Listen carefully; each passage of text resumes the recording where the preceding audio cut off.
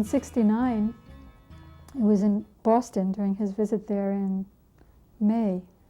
And in fact, this was the first evening that Giriraj Swami had come to the temple. He had met him the night before when Prabhupada was at Brandeis University, and then he came the very next day and immediately surrendered. So he was there as a guest. And one other guest asked, why is this material world here? So Prabhupada said, why is the rain there? I'm sorry, why is the cloud there? So the guest didn't know, and none of us knew. So Prabhupada said, because there's a need of rain. Similarly, there's a need for this material world. Just like the sky is there, from the sky comes the cloud, from the cloud comes the rain, from the rain comes the vegetation. Then eventually the vegetation is finished, the rain is finished, the cloud is finished, and only the sky is there. So Krishna creates this world temporarily because there is a need for the conditioned souls to come up to the human life and become Krishna conscious. So he made the most complicated things accessible. In 1967, Prabhupada, I was painting some picture in the altar room, and he called me into the greeting room. He said, I want to give you some idea for a new painting. So I thought that he was going to explain something, and then I would do that. But instead of explaining, he handed me a print. That was, for the first 2 years, I only copied. I didn't make up my own compositions. So I got a good, it's the word, groundwork in what things look like. So he gave me the picture of Narada Muni, very, very beautiful in an enchanting looking forest, and playing the clappers and the veena. And he asked me to paint it. So a few days later, they went pretty quick because I didn't get into too much detail. I brought the painting to him almost completed, and he said, it's all right, but it looks like he has breasts. So I went and corrected it. Then he accepted it, and he again wrote on a small piece of paper, Narada Muni Bajai Veena Radhika Ramana Namane. And he translated it, that Narada Muni plays his veena and chants Hare Krishna. Radhika is Radharani, and Ramana, Radhika Ramana, means the enjoyer of Radhika. So that means Hare Krishna, Hare Ram. Then a year later, in '68, when I was in Boston, because Prabhupada said whatever painting he gave me to do, he wanted it for whatever temple there was. First there was only New York, then San Francisco, then Montreal, then Boston, and then Seattle, and Los Angeles. So each time the painting had to be in greater numbers. So I was doing my second Narada Muni painting, and I wanted this for San Francisco, because Prabhupada was in Los Angeles and soon would be coming there, so I thought it would be nice to welcome him. But I wanted this painting to be better than my first. I thought the first was crude and amateurish. So I had remembered that when I was Karmi, before I joined Prabhupada, I lived in New York, and I saw that in the Metropolitan Museum of Art, there was one exhibition of the Mona Lisa. And people would come from all over the world and line the streets. The streets were lined for 3 blocks. And finally you get a 1-minute viewing, and then you have to move on. So I thought, I'll make Krishna pictures on the same level as Leonardo da Vinci's pictures or Michelangelo's pictures. And in this way, Krishna conscious pictures will be famous all over the world.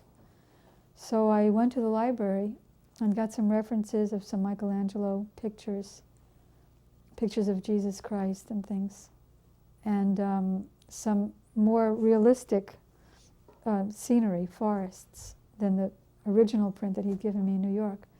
But of course, I couldn't find any Indian background, so I found a American redwood forest.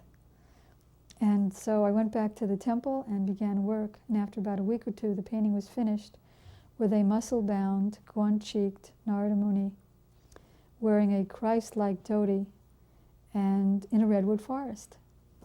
And I mailed the painting. I used to go to the lumber yard and get the crates and nail the crates and cut the frames and everything.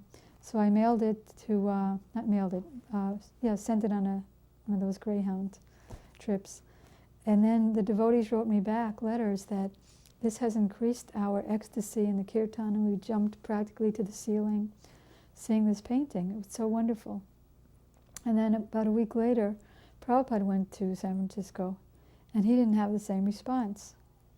He asked Govinda Dasi, she somehow or other, wherever he was, she ended up his personal servant, to write me that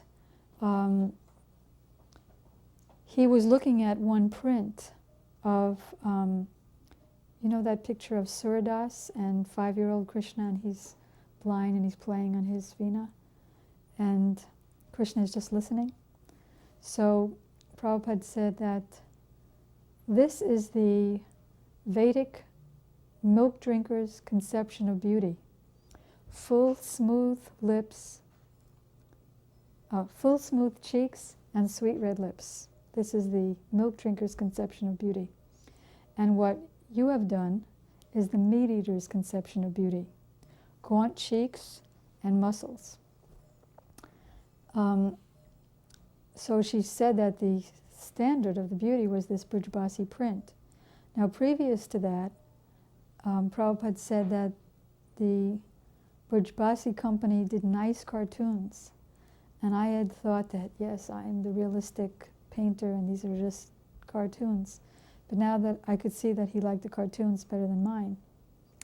And Prabhupada wrote his own letter that we are not meant for satisfying the senses of the public, they are fools. We are meant for satisfying the senses of Krishna and the previous acharyas. And we don't mind if people don't buy our paintings. We'll just distribute them freely to the centers. And then he said, we're not interested in following the so-called great artists. The other day, I went to meaning Prabhupada, went to a Universalist Unitarian church, and on their walls they had these pictures, these paintings of still lifes of like ropes and bamboo rods and fishermen's nets, but this did not inspire my Krishna consciousness. So I find that Govinda Dasi, she's a great artist because she's painting Krishna. So you will do well not to follow these so-called great artists. Then I was completely devastated, depressed, discouraged, miserable, suicidal, and I wrote back a 3-line letter apologizing. Then about a week later, which means Prabhupada answered instantly. In fact, that's another thing of his qualities, is that although he was the busiest person in the world, he answered letters quicker than anyone else in the world. So a week later, I got a letter from him saying, this is the first time that I've received a letter from you that's only 3 lines. Please don't be depressed. The thing is, there's this story. And then he told the story of one Brahmin who was away from home. And generally Brahmins, according to the religious tradition, they're only allowed to eat at the house of a Hindu. If they would eat at the house of a Muslim or any other, they would be ostracized from the Brahminical community. So he was away from home and very hungry. So he went to this Mohammedan's house, and the Mohammedan fed him. But then when he said, do you have any more? The Mohammedan said, I'm sorry, that's all I have. So he left the house and lamented, I've lost my caste, and still I'm hungry. So that was another analogy. So Prabhupada said, so it takes a very long time to become a great artist.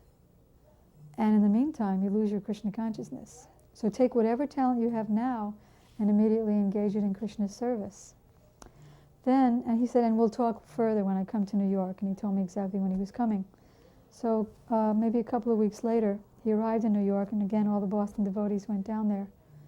And Prabhupada asked to see me after his darshan. And I didn't know what he was going to say. He just asked me to sit there. And so, not waiting for him to say whatever he had to say, I just blurted out, I'm so sorry I did that painting of Narada Muni. If there's some way I can make it up, I'll do it over or whatever. So Prabhupada said, no, it was very nice. So he gave me, 10 seconds of relief, and then he started again from where his letter left off. And he said, not to copy from the great, so-called great artists. Then he said, in fact, people don't even like a painting for how technically great it is, but who did it? Like Picasso. Picasso's art really isn't that good, but he has a name, so everybody buys his paintings for so much money. They say, oh, so-and-so painted that? Oh, very good. So I said, I was feeling a little better by now in his association. And so I said, oh, well, we say that too. We say, oh, Swamiji said that? Oh, very good. So Prabhupada was so humble, he said, of course, that is love. That is a different thing. Just like a mother has a blind child, and out of love, she calls the child Padma Lochan, or lotus-eyed. And then he was talking so casually that I didn't realize how we were sitting. But when I finally looked, we were sitting, he had this trunk desk, and his trunk desk was covered by some kind of blanket. And that's where he did a lot of his work. And so we were both sitting like that on his trunk desk. And so he said, since we were talking about eyes, he said, I like your eyes, cat's eyes. Everyone likes cat's eyes, don't you? So I was completely flustered, and I said, I like your eyes, lotus-eyed.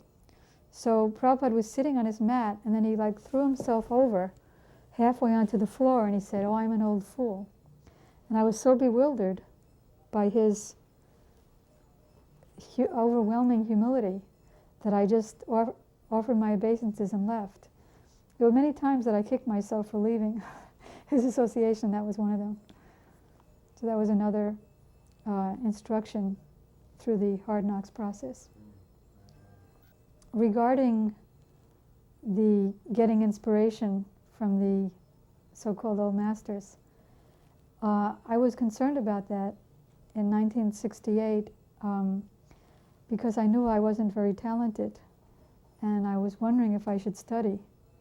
So I wrote to Prabhupada, and he wrote back that there's a story that the man who lives next to you in the house next to you speaks a different language. He's from another country.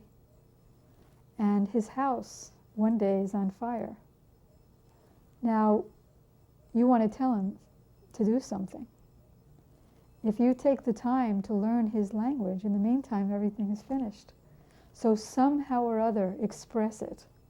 Like he told one story that in India, a lot of Britishers were the owners of the shops, and the Indian people worked for them. So one Britisher was out, and it was a cloth shop, and some monkeys came and messed everything up. So when the owner came back, the Indian worker couldn't speak English, so he just jumped up and down and said, monkey sir, monkey sir, monkey sir. So Prabhupada wanted to somehow, whatever we knew of the artistic language, express it, because now it was an emergency. Prabhupada did not care to wait that we became talented. It was amazing to me because I knew that as Krishna's associate, even though we were young devotees, we knew the powers of the pure devotee. We had enough books and enough lectures to know the mystic powers and spiritual powers of a pure devotee. So I knew that he could have asked a demigod or gotten some big, powerful person on the earth to paint for him. And yet he took us, who really had no talent, or extremely little.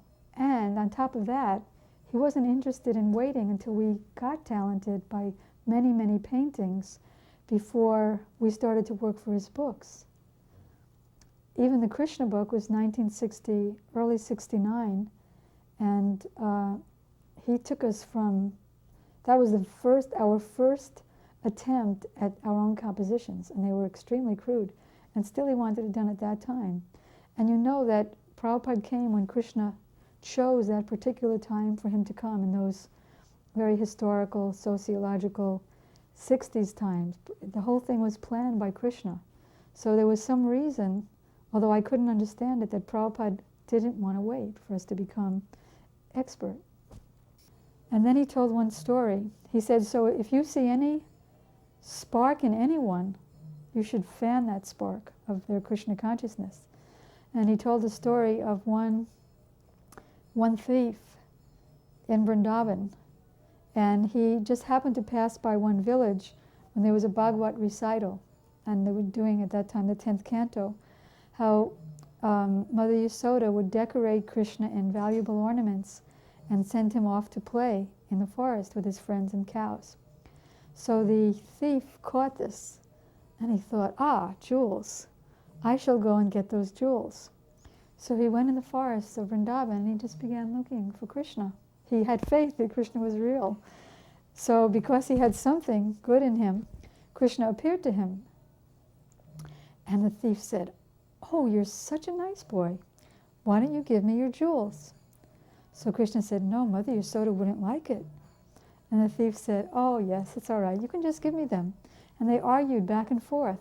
And just by that argument, the thief became a pure devotee by Krishna's association. And he fell down and offered his obeisances and became a fully surrendered soul. So Prabhupada said, so similarly, if there's anything in anyone, you should bring that out. So there was an interrelationship between the paintings and Prabhupada speaking. Today I was writing about 1968, and at that time some new girls had joined in New York, and very young, 15, 16 years old, and they had some artistic propensity.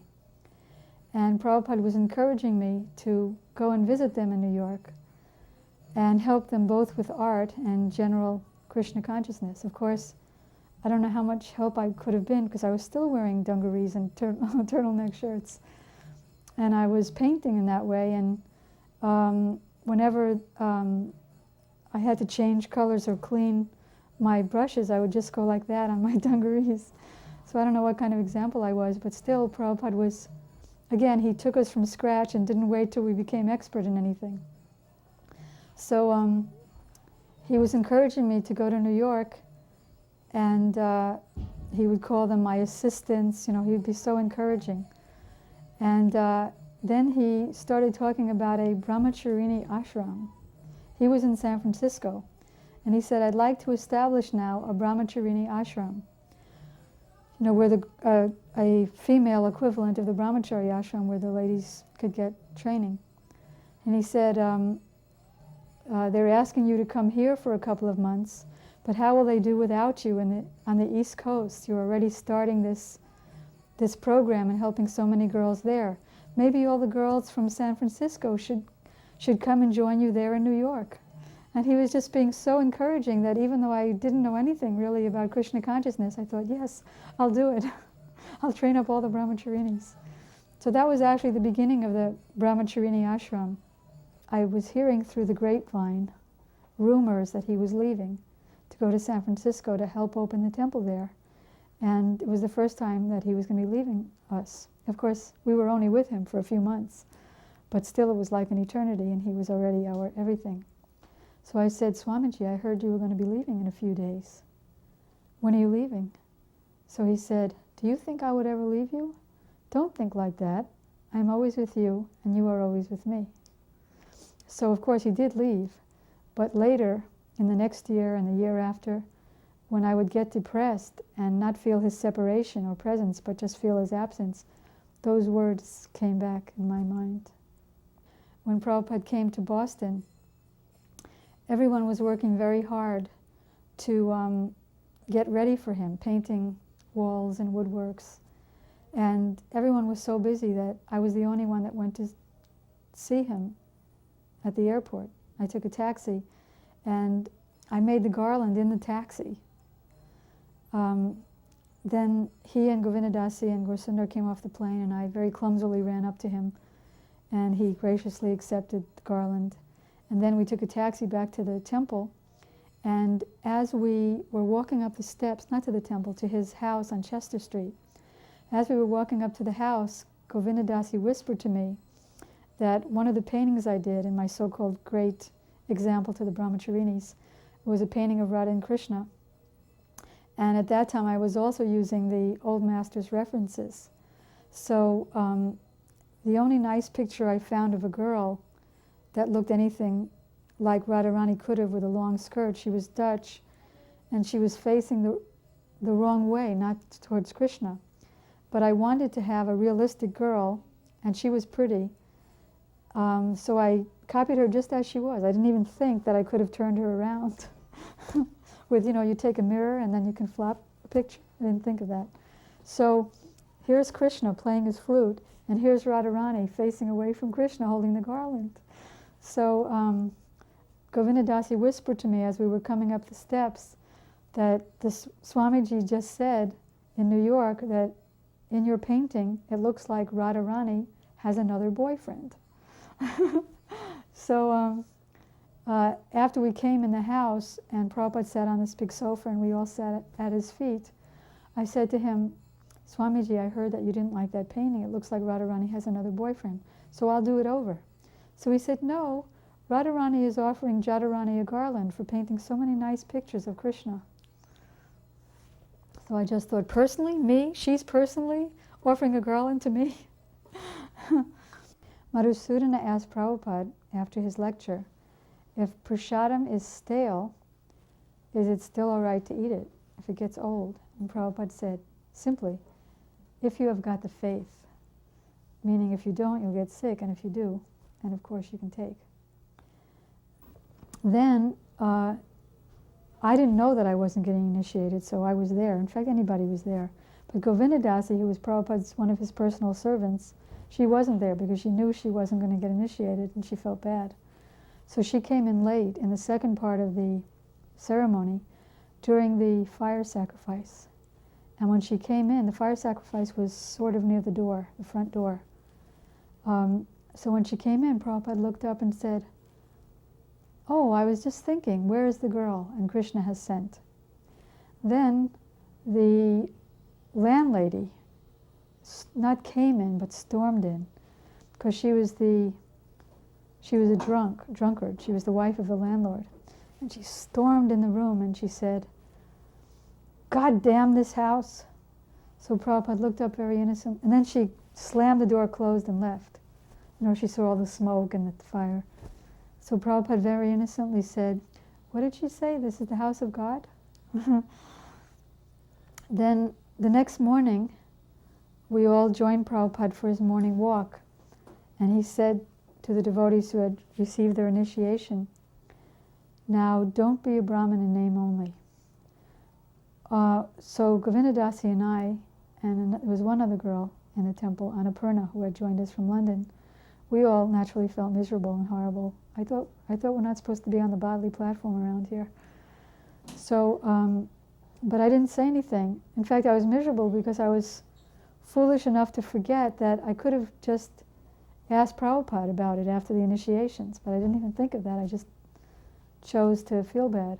But the very next night, Prabhupada had Brahminical initiation just for the three girls, Govinda Dasi, Annapurna, and I. And his whole lecture was most of his lecture was about how girls should be married. Then I realized that he had a different message, and so he made it a different ceremony. Because in subsequent Brahminical initiations, girls and boys were together.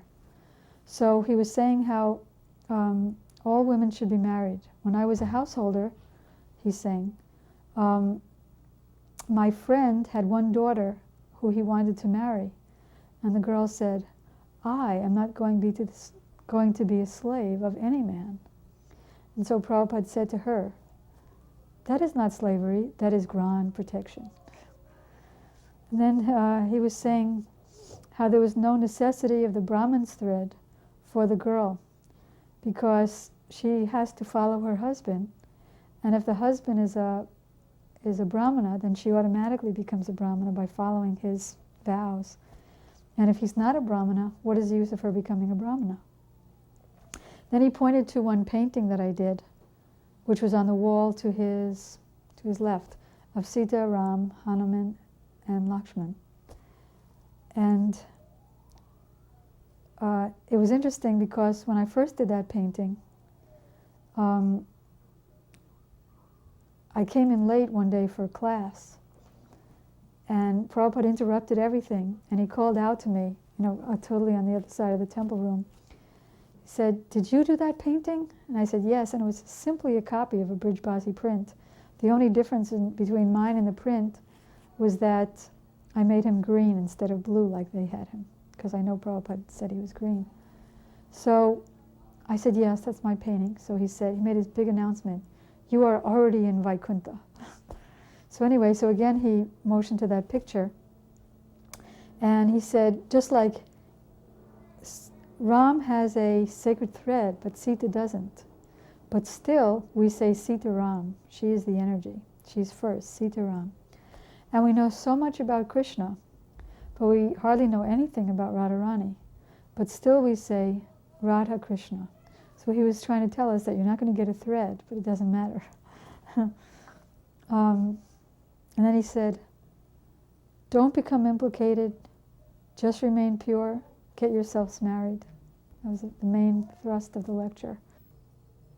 Before we sat down at the couch, he had just walked in, and I know that he wanted me to do a lot of painting, but to prepare for his arrival, because there was only 3 devotees in the temple at that time, Satsrup Maharaj, Pradyumna, and myself. And the other devotees who were there, they came a few days before Prabhupada came, 1 or 2 days to help prepare, and they were there during his visit, but before then it was just us 3. So I complained to Prabhupada. It wasn't really a complaint, I just wanted to let him know that I really wanted to do all the paintings that he wanted me to, but this particular last few weeks, I was getting ready for you. I had to sew the Vyasasana, and I had to make advertisements of your engagements, and I had to go all around town and paste them on all the telephone poles. So it sounded like a complaint. So Prabhupada said, most indignantly and sarcastically, "Don't worry, I won't be around that long." And so I was trying to make him understand that, no, I just didn't understand priorities. So he showed a lot of compassion, and he said, when there's an order from the spiritual master, that comes first, unless there's an emergency. So he was showing that he understood. And then he walked a step closer to me, and stepped very close, and he looked me in the eye, and he said, very also like that, he said, "Compared to the karmis, what suffering do you have? They are struggling and suffering so much. What inconvenience do you have?" That was his also compassion. Sure. And then I asked, we learned that dinosaurs once ruled the earth. Is that true? So he said, how could they rule? They have no intelligence. So he would make the most complicated philosophical understandings very clear and simple. In fact, once a devotee asked him, "How is it that you make this complicated philosophy so simple and clear?" So he said, "Because it is simple. God is great, you are not great, therefore you are not God, and you should surrender to God." Once, this was in '69, Arundhati was a new devotee then in Chai, so she asked me to ask him if he heard Krishna's flute, if he could hear Krishna's flute. So I asked him, and first he said, "Why not?" But then, in order to get the attention off of himself, he said, he quoted the Sad Goswami Astakam, how the 6 Goswamis are serving Radha and Krishna by the trees that have jewels at their roots. He said a pure devotee can always hear Krishna's flute. So in that way he answered that he did, but he got the attention off of himself. There was one man who had come, perhaps for the first time. He looked like a really strong lumberjack man. And he called out and challenged in a loud voice after the lecture, "How do you know that God eats?" So Prabhupada said very calmly, "God says I eat in the Bhagavad-gita." So I may be a fool number one. But who should I believe, God or a rascal like you? And then he was, around the same time, he spoke about prasadam in the lectures, and he said, the father gives the boy his supper, and they're sitting at the table eating supper. And the boy says, here, Father, you take first, or you taste it. So the father doesn't need the food from the son. In fact, he provided it. But just the fact that the son offered it, he said, oh yes, it looks very nice, I'll take it. And just the fact that he offered it increases the loving relationship. So he was teaching us the mentality.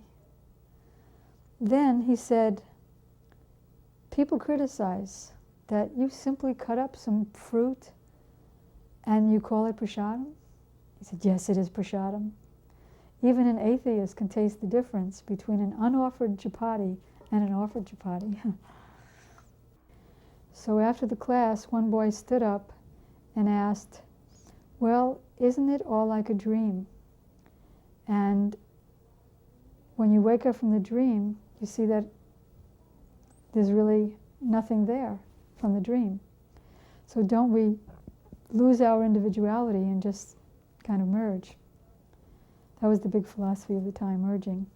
So Prabhupada said, well,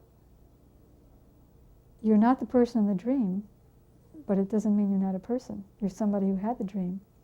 And although you were thinking that you were somebody else in the dream, when you wake up, you realize who you are.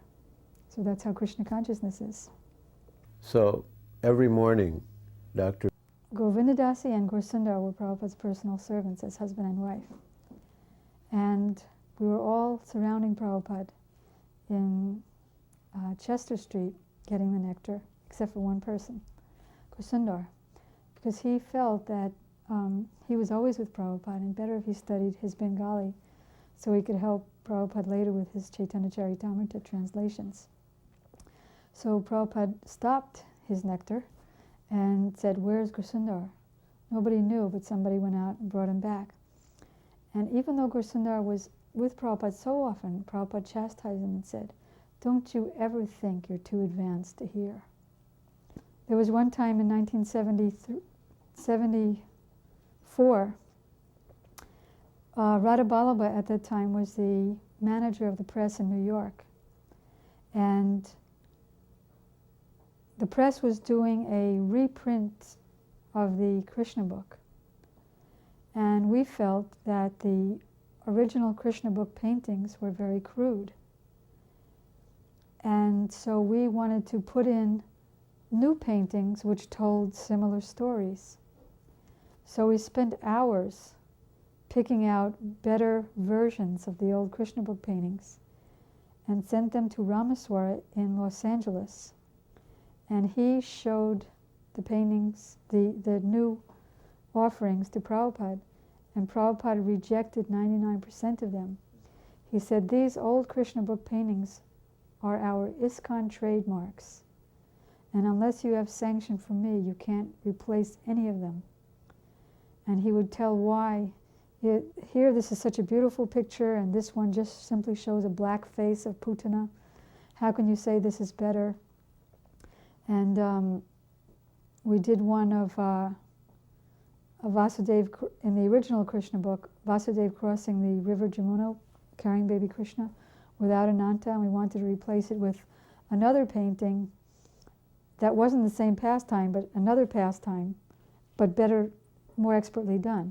And Prabhupada said, how can you take out this painting? It's so important.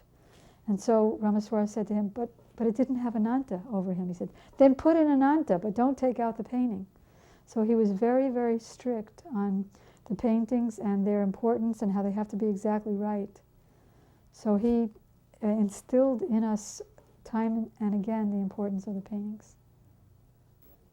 Then we asked about having children. And at that time, one of the reasons that Prabhupada married me because it was my health, so it still wasn't very good. In fact, it got a little worse. So we asked about having children, and Prabhupada wrote to us that Oh, first we asked if we could be like Bhaktivinoda Thakur and pray for a ray of Vishnu, like he did. You know, and Srila Bhaktisiddhanta Saraswati Thakur came as his son. So Prabhupada wrote back, we cannot imitate the acharyas, we can only follow in their footsteps, so you shouldn't pray for a ray of Vishnu. Then, finally, the conclusion of all these children letters was that because my health wasn't good, he said, better if you both become children of Krishna rather than try to have a child for Krishna. If the mother is ill when she's pregnant, then the baby will come out sick and will be a burden both on the child and on the parents. Then I had a lot of problems with submission, as a lot of Western-grown people did. And because Satsrup Maharaj was the editor of Prabhupada's Bhagavatams, we would get the manuscripts first. He would type and edit, so we got first before anybody on the planet. So one thing I read from the transcription was the story of Devahuti and Kardama Muni. Finished? Devahuti and Kardama Muni. And she was a great princess, but she gave up her prestige and served her husband like a menial servant. And in that passage, Prabhupada wrote that the wife shares the pious activities, pious results of the husband if she serves him. So I wasn't too much in favor of being the recipient of somebody else's pious activities. I wanted to be the benefactor of the pious activities and take that role, take the predominant role. So I thought, well, probably this is just, ancient Vedic culture, and it doesn't apply to me. I hoped it didn't. So I wrote to Prabhupada, and I quoted that verse in the Bhagavatam, and I said, I'm writing this to you for confirmation. So Prabhupada wrote back, he said, yes, it is confirmed by me that the wife is the shareholder of the husband's pious activities, so you should know that Srimad Satsarup, his life fully dedicated to Krishna, you should follow his instructions. Of course, he cannot stop or interfere with your service to me, but at least you should follow the general instructions. I realized I had to do better. Je anilo premadana koruna prachu